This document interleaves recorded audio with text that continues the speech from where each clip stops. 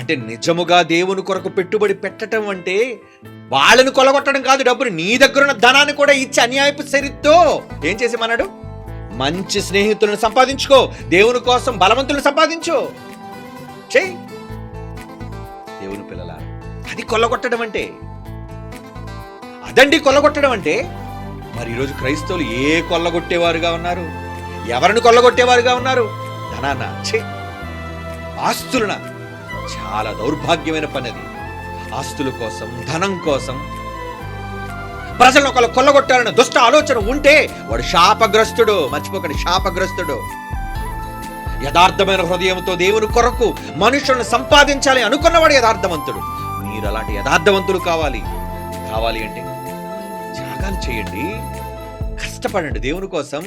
మనుషులను సంపాదించండి, మనుష్యులను సంపాదించాలి.